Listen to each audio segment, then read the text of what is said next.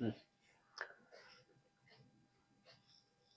Hello दोस्तों, स्वागत है आप सभी का अपना प्यारा सा YouTube channel star global study में। आज के सेशन में हम लोग डिस्कस करने वाले हैं कि किन्हीं भी दो परिमेय संख्या के बीच कितनी परिमेय संख्याएं ज्ञात की जा सकती है। तो इनका आपका जो आंसर होना चाहिए वो होना चाहिए अनंत, क्योंकि हम लोग किन्हीं भी दो परिमेय संख्या ले ले और अगर वो दो परिमेय संख्याओं के बीच हम लोग परिमेय संख्या निकालना चले तो बहुत सारे निकाल सकते हैं।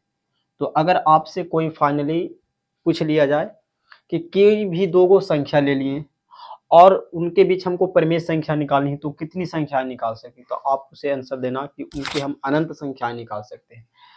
जैसे कि यहाँ पे हम कुछ क्वेश्चन लाए हैं जो आपको समझना होगा। हम लिखें कि एक तथा दो के बीच, ठीक है ना, चार परिमेय संख्याएं ज्ञात करें। कैसे ज्ञात कीजिएगा, ये मान लो क्वेश्चन है। तो सबसे पहले यहाँ पे सॉल्यूशन देखिए क्या करना है। दो और एक है और चार को ज्ञात करना है, तो आप इससे सबसे पहले जितना ज्ञात करना है उससे एक बढ़ जाना। जैसे चार है तो चार के बाद पांच आता है, ठीक है ना। और जो पांच हम लेंगे उसको क्या करेंगे, एक में गुना कर देंगे हर और अंश दोनों में, ठीक है। दो में भी गुना कर देंगे अंश और हर दोनों में।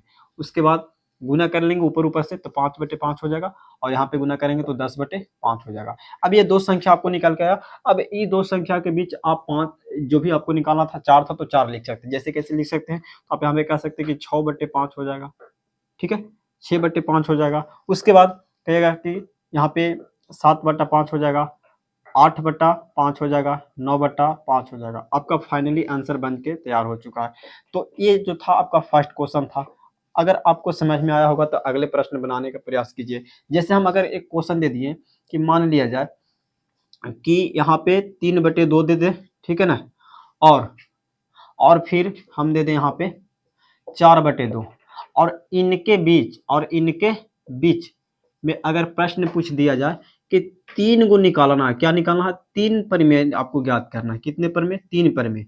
तो आप कैसे ज्ञात कीजिएगा, बहुत ही आसान और सिंपल मेथड है कि जो भी संख्या जितना ज्ञात करने के लिए कहे उससे आप एक बढ़ जाना। जैसे तीन है तो चार चल जाइए, तो चार में अंश और हर दोनों में गुना कर दीजिए। तो सबसे पहले 3/2 में अंश हर में चार से हम लोग गुना कर देंगे, और उसके बाद ये भी इस वाला भी संख्या में भी कर देना है। तो यहाँ पे देखिए कर दिए हम लोग, चार चार से कर लिए ना, सॉरी यहाँ पे चार आएगा, चार चार चार से दोनों में कर लिए और ऊपर ऊपर गुना कर लिए। तो 4×3 = 12 और 4×2 = 8, 4×4 = 16 और बटा में 4×2 = 8। अब इनके दो संख्या हो गया, ये दो संख्या के बीच में आप यहाँ से आराम से कितने संख्याएं फाइंड करना था, तो आपको तीन को तो आराम से लिख सकते हैं। क्या लिख सकते हैं, 13/8 आपका एक हो जाएगा, उसके बाद 14/8 हो जाएगा, उसके बाद 15/8 आपका ये फाइनली आंसर बन के तैयार हो चुका होगा।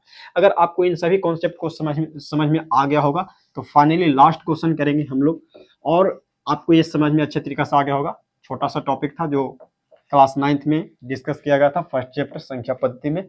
देखिए एक प्रश्न और हम लोग लेते हैं और उस प्रश्न में हम लोग बनाने के प्रयास करते हैं। जैसे कोई कह दे कि 6 और 9 के बीच में, है ना, पांच परिमेय ज्ञात करना है।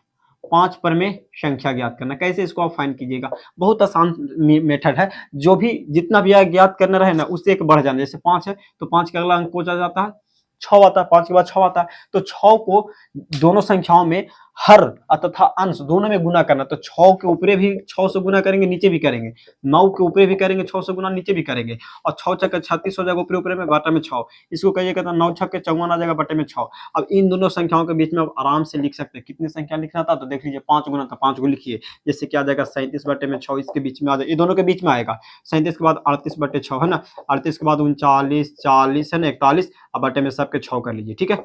देखिए दोनों के बटा में 6 है ना, तो 6 लगाते चलिए, आपका ये फाइनली आंसर बन के तैयार होगा। तो आशा उम्मीद करते हैं कि आपको ये लवली सा पॉइंट बहुत ही बेस्ट तरीके से समझ में आया होगा। और इससे छोटे से सेशन में हम आपको दो संख्याओं के बीच किस तरह से परिमेय संख्या ज्ञात किया जाता है, अगर आपसे कोई भी पूछ लिया जाए तो आप उनको चुटकियों में बना करके दिखा करके समझा सकते हैं। तो ये आपका सेशन था जो कि हम छोटे से लेक्चर था, परंतु ये अच्छा टॉपिक था जो आपको जानना चाहिए। तब तक के लिए थैंक्स।